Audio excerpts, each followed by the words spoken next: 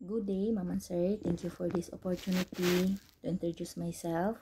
I am Sarah Jane M. Tumampus, 37 years of age, married. I have one daughter, 9 years of age. My husband is a farmer.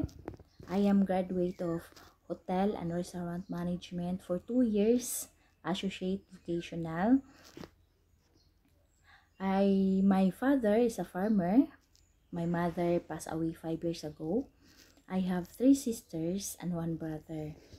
I have been working before at Singapore last 2022 until 2024 with 3 rooms and 2 bathrooms. My duties and responsibilities are cleaning their house, ironing, washing their clothes, then taking care of their son, 3 years of age, bathing, give him food, and playing with him.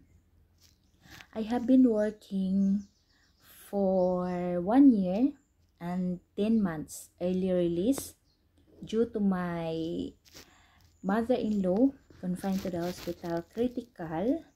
I asked my employer to go home to assist my husband, and then I know how to cook.